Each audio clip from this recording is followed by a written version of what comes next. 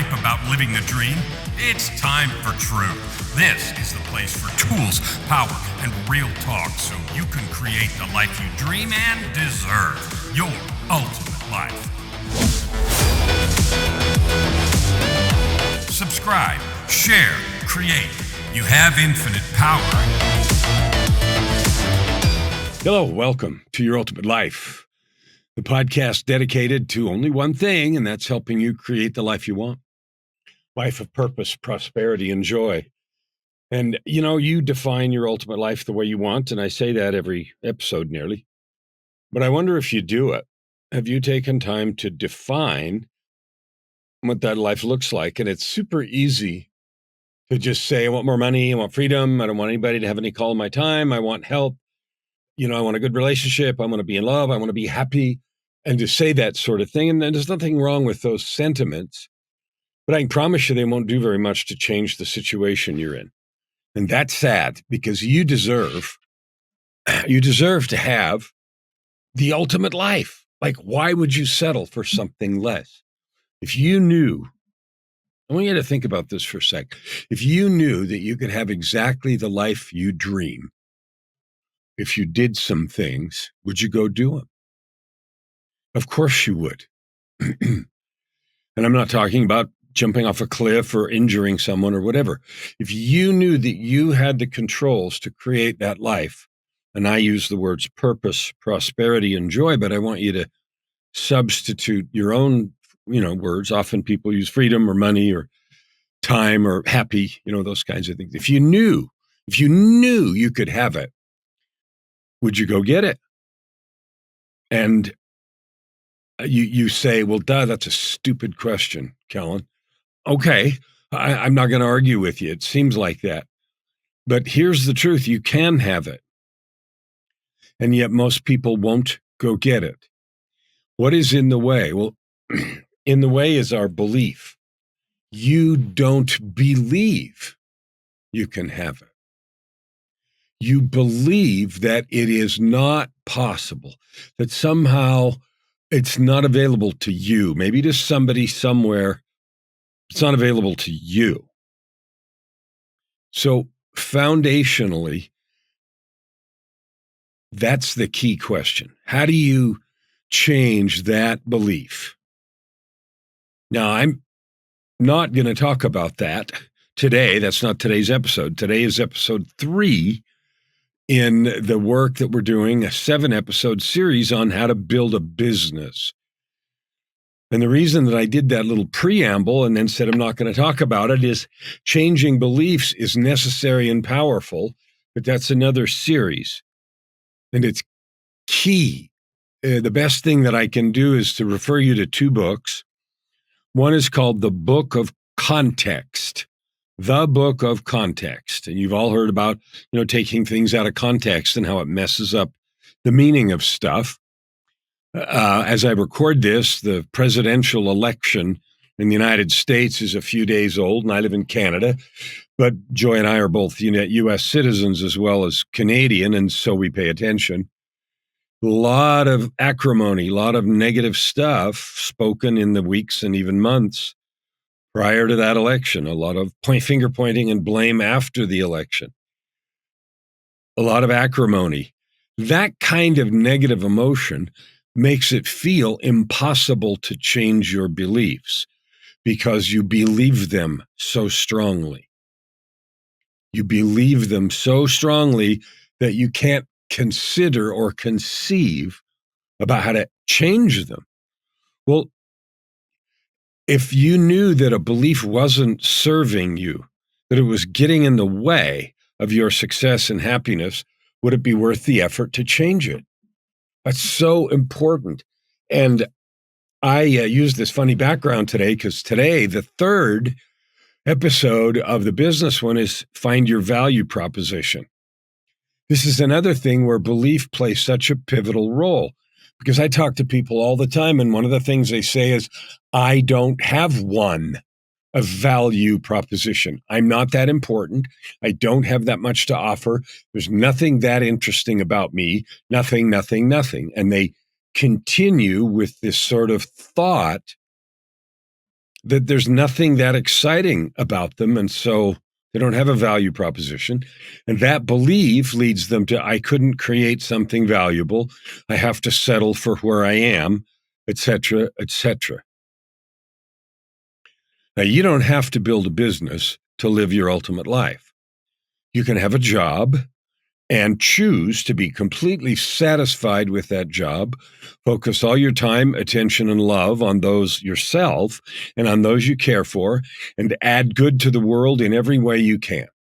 That is absolutely on the shelf of possibility, or in the range of possibility. However, many of us, myself included, have this yearning to do more. Big percentages, 70 to 90%, depends on the survey. People don't really like their jobs. The biggest reason is it's not fulfilling, meaning it doesn't do that deep thing inside of us that makes us feel like we're doing something that matters. And hence the phrase is, well, I want to do what I want. I wish I could get paid for what I love. Why can't I just do what I'm really good at and get paid for that? And the answer is you can, but most people aren't going to take the effort to go do that. So if I said you could have $1 billion by walking 10 miles in this very difficult terrain, you would try to do that because you know what $10 billion is. And unless you really believed you were going to die in that terrain, you'd go after it. And even if you thought you were, you might chance it anyway. That's because you understand and you believe the value of $10 billion. And this is where belief comes in so powerfully. Most of you listening don't believe that life of purpose, prosperity, and joy, absolutely loving your life every day, you don't believe that's yours. You don't believe you can create it and you can have it. It's too hard. It's for other people, and I can't do it. I used to believe that all the time. I know most people believe it because when I talk to them about it, the tone and manner, yeah, it'd be so nice to have all that, have all the happiness and all the money and, the impact I want to have and make the difference I want to have. Oh, I'd love to do that. ... Yeah, I'd so love to. It's sort of a wistful thing, and you can just see the wish pouring out of their head and flying into the air and disappearing.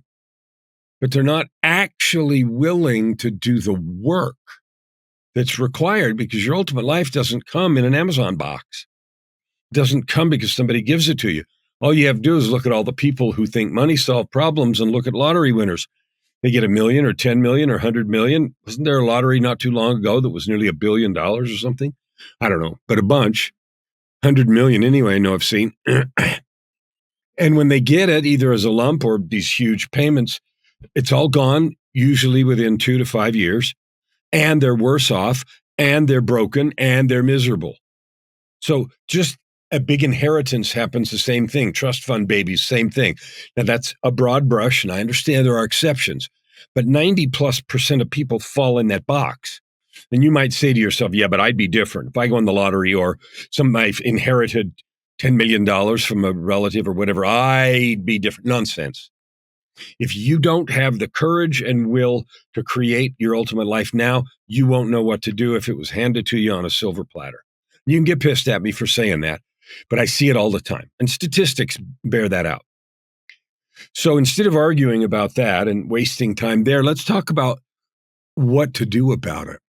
Well, one of the things that goes into this whole build a business thing, and the reason I'm doing these 7 episodes is because one of the ways people think that they can create purpose, prosperity, and joy is to build a business, a purpose-driven business, offer products and services that are usually from their own life experience or family members or something. They've had a close friend or family or themselves that have gone through this and that kind of struggle, death, addictions, financial, reversals, war, abuse, negative divorces, narcissism, just the whole list of trials that are common.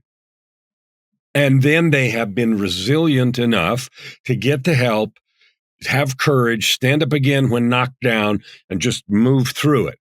And in that process of moving through it, inevitably the feeling comes, wow, I want to share. I want to help people who are struggling similarly to know they're not alone, to know there's a way through, and then to help them with the things I've discovered that might help them.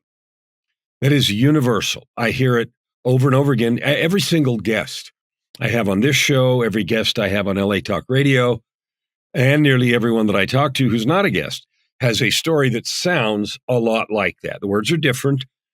The events are different. The challenges they overcame are different. But the yearning to serve with the learning, the yearning to serve with the learning is the same. And so that means, how do I do that? And the answer is often start a business of some kind, a consulting business, write a book, become a speaker, right? Volunteer if you choose to. And those are all valid and powerful ways. And we need to eat, take care of, rent and house of our head and family if we have them, elders if we're taking care of an elderly parent or uncle or something. All of those things are also all part of life. And so inevitably, our desire to serve gets conflated with the need to earn cash, to have resources. And when you have and there's nothing wrong with that, it's normal. When you have a monster mission like mine, and maybe you have a bigger one, I don't know. My mission this year is to reach 300 million people, to help you create wealth and impact, doing exactly what you love, what you've learned, using your skills, your divine gifts, your life experience, your battles, the resilience, to use those things to craft that feeling, that thing that yearns at your heart, that makes the impact, that helps those people you want to help. I got a friend who is a cancer survivor, decades in cancer, out, mortality, death prescription was pronounced on him a bunch of times, still alive. And his goal is to help people, guess what, with cancer. And he wants to create products and service and speak and do things that help with that. Of course he does. And of course you do. So that's why I'm doing this 7-part series on building a business. Because if you don't know how to build a business, then what happens is we end up needing to keep a job of some kind. And there's nothing wrong with that, as I said, but it certainly limits both the time and the money that we have to spread the message and share the wisdom and things that we've learned. So, example, I struggled for decades with depression, addiction, suicide attempts, and you've heard all the stories on earlier episodes. And if you haven't, read the book Tightrope of Depression, My Journey from Darkness, Despair, and Death to Light, Love, and Life. Go get it right now. Read that book, and you'll read my journey through the depths of hell, suicide attempts, addictions, failed relationships, and everything else, coming out the other side, making conscious choices, doing the work, getting the help that I need, and creating that resilience. From that journey and the turning point in 2007, I said, okay, I'm going to be of assistance to others. I didn't say that right away. I had to make some progress on my own growth first. But as I did, it became obvious to me, damn, I can help a lot of people with this journey. And I want to. I have a yearning to. Seems like we're built to love and serve. So then I said, all right, so I need to get it. I either am going to get a job because I still have to eat, and then do this on the side in the community, in the church, and do some volunteer work. There's nothing wrong with that, but I won't reach that many people. Or I can create a business out of writing books, speaking, coaching, and being of service with what I have learned, and then be able to do a lot more, a lot bigger, reach more people. And that's why I've got now to a mission of 300 million. I don't care what the size of your mission is, 100 or 100 million or a billion. I talked to somebody the other day who said their mission was to affect 1 billion people. Now, they didn't have a time frame, but overall, they wanted to impact 1 billion people. That's a lot. But I know they could do it, but only if they walk the road that goes there. Building a business is often part of it. So all of this is not preamble. It talks about the essential ingredient in a business. The title today, and I'm only finally getting to it halfway through, is Find Your Value Proposition. Find your value proposition.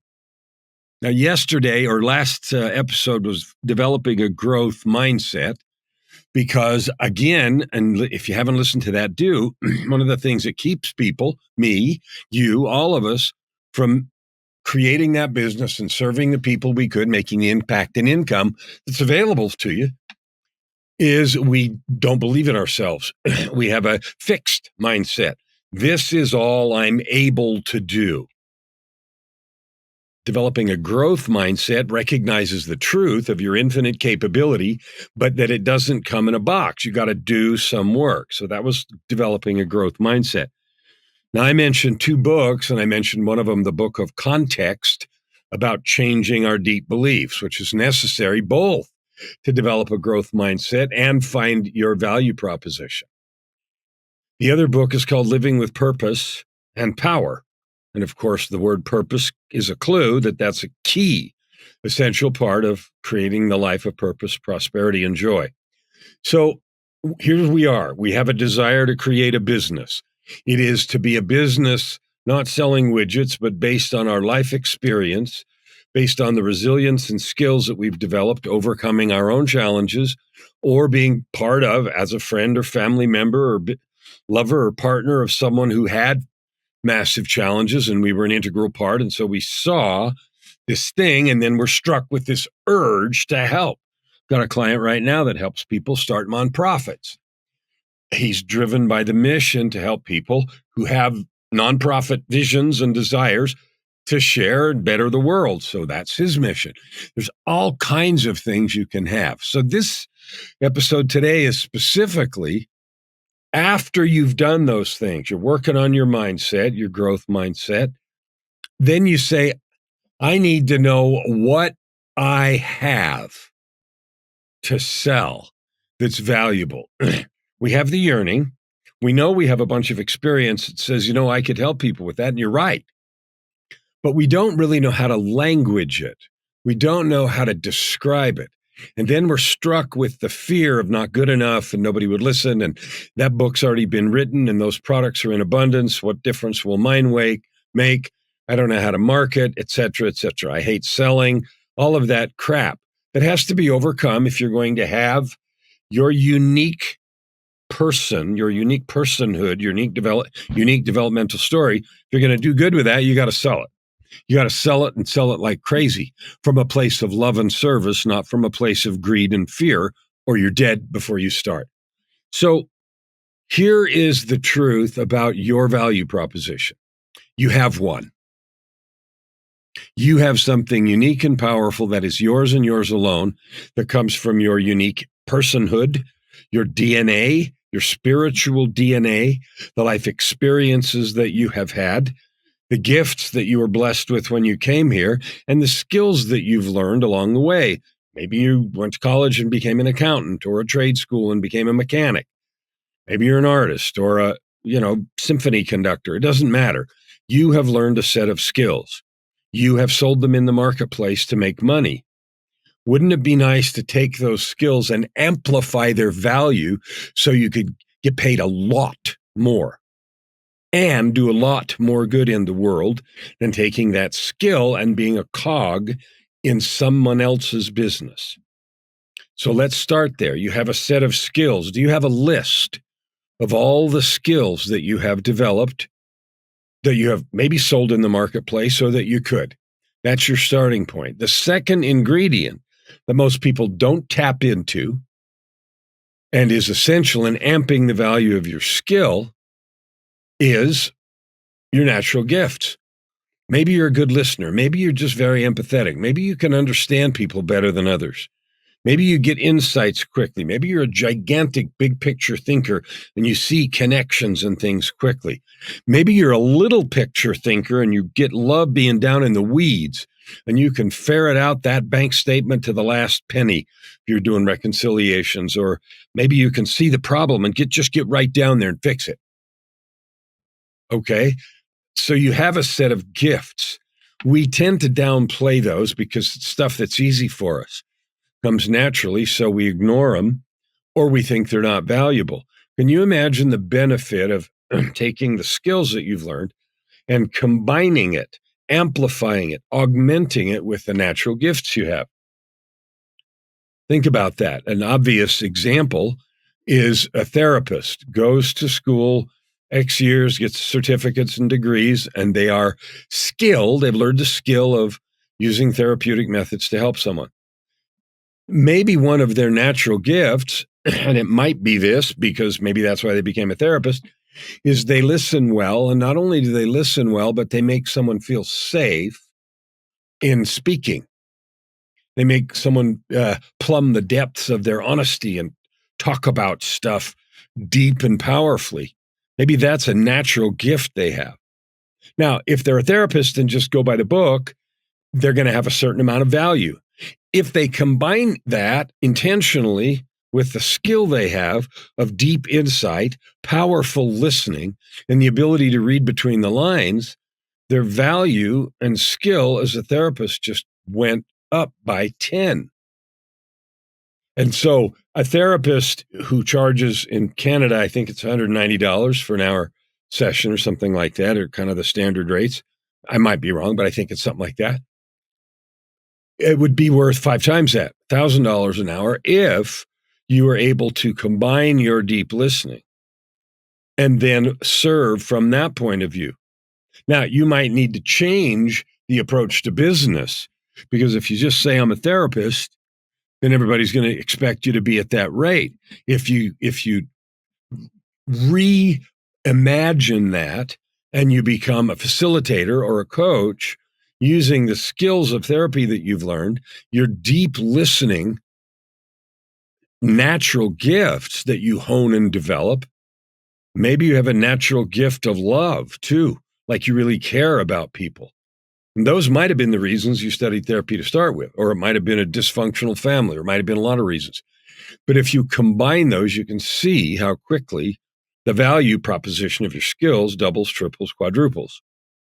You do have a challenge of figuring out how to market and, how to get people to understand that and so forth. But once somebody's in your presence and they experience your version of help with your powerful listening and reflection and someone else's that is more mechanical, they're going to come back to you every time. And so your calendar is going to get full, because people feel different with you.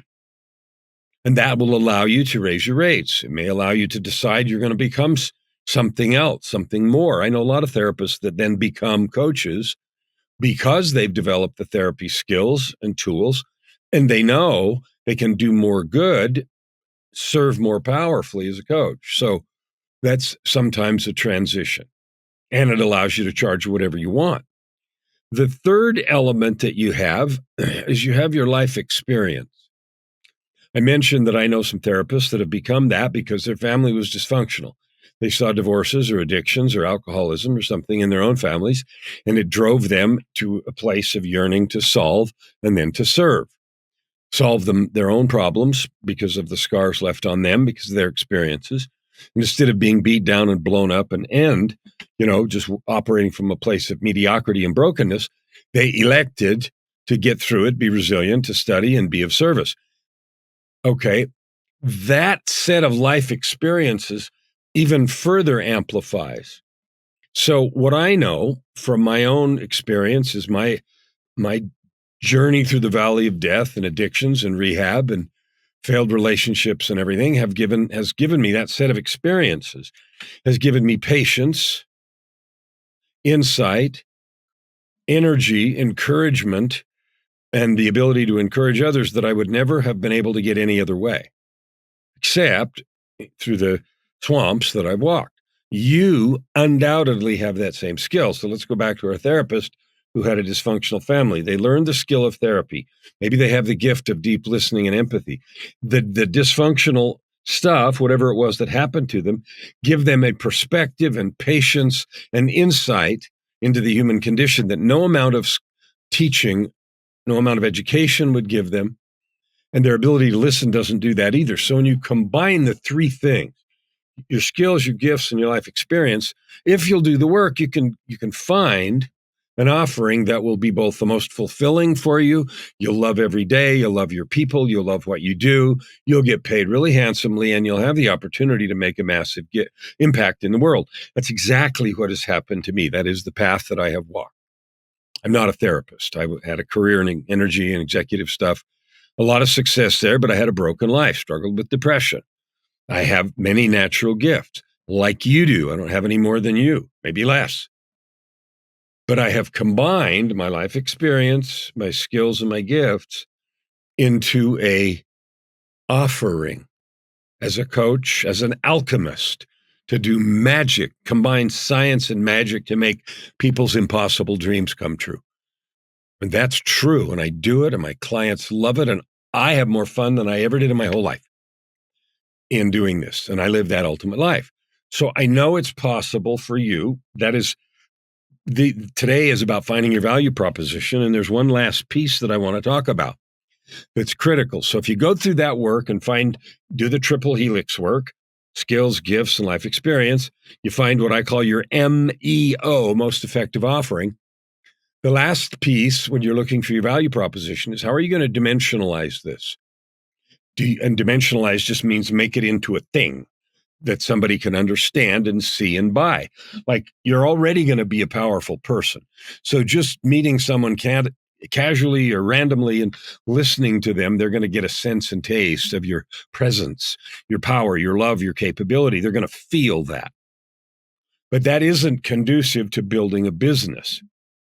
So if someone says, man, I'd like to talk to you a lot. Do you do this like professionally or something? Or how do you do that? Well, I don't know. Yeah, we can talk again. And then you have the give away too much free and you're not a business, et cetera, et cetera. So the next thing you got to do is figure out what is the offering? What do I want to offer? Do I want to be a coach where I meet with people hourly every week? Do I want to be a program creator where I write some books and I create some courses that teach people? Do I want to create a hybrid where I create a course that teaches fear? Like I have a course called Walking Without Fear. I can sell that course and do and have. And I can do it a different way where I sell the course and then I have a few classes where I help people with their own personal individual questions about how to banish fear from your life. And so figuring out how you want to do that has partly to do with lifestyle and business design. What do you want to be doing with your day? And what do you think will be the most effective delivery mechanism for those who need what you have? And so that is a process, and it's quickly described of finding your value proposition. Now, what I know is most people can't do that with just this description, even though I've told you all the steps. So here's my invitation. Let me help you do that, helping you find your unique value proposition, your superpower, your most effective offering, your triple helix, the thing you do better than anybody in the universe. USP, unique selling proposition, unique selling mechanism. Like you have it, but I'll bet you any amount of money, you haven't done the work to find it. And so it isn't available for you to create value in the world with. And consequently, you're blocked until you do that work of having the biggest impact, making the most money, and having the most fun. So if you want to create a business in the fashion that I've described, where you use your skills, gifts, and life experience to serve, to have fun, and to make good money, reach out and talk to me because I can help you do that. I've helped me do it, and I've helped many do it. And I have a very specific process to help it happen. The second, so that's one invitation. Reach out to me. Now, how did you do that? Well, there's a URL on the screen, KellanFluckigerMedia.com. KellanFluckigerMedia.com. Go look that up. On that page, you'll see the books that I've written. You'll see some of the other things that I've done, some talks and things.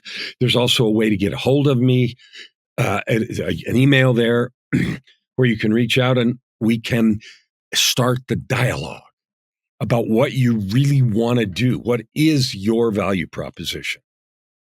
So this, like I said, is the third of the 7 business things. And the one before was getting a growth mindset. If you come to look for your value proposition with the mindset of, I can't do this, I got nothing, and won't do any good anyway, it's going to be really hard. And we won't work on the value proposition until we fix the mindset. And the mindset is you're powerful, you're divine, you were created by the same God I was, whatever you think of that universal intelligence, God, you were created same way as me.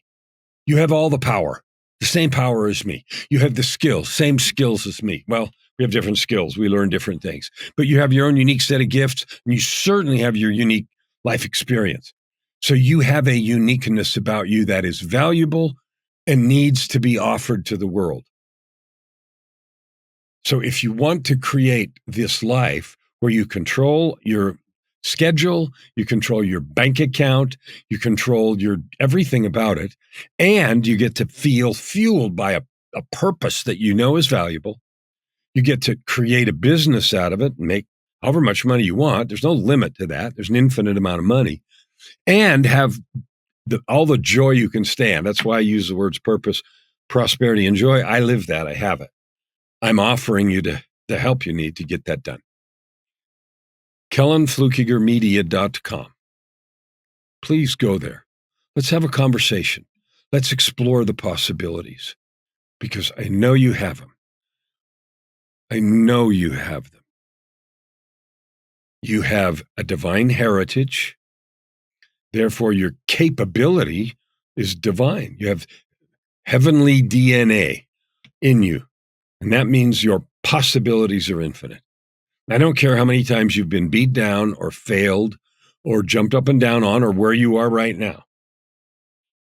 I've been there. If you don't believe me, read the book, Tightrope of Depression, and see what I learned, what I did, what I didn't do, how I came through all of that, how I got here. But most of all, I invite you to connect. I believe in you. I love you.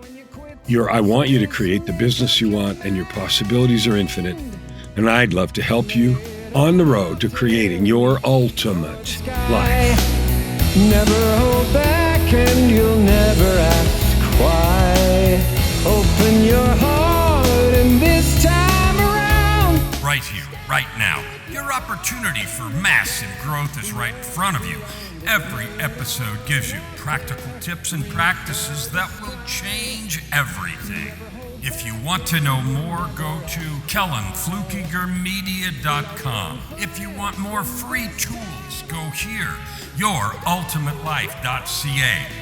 Subscribe, share. Stand with your heart in the sky.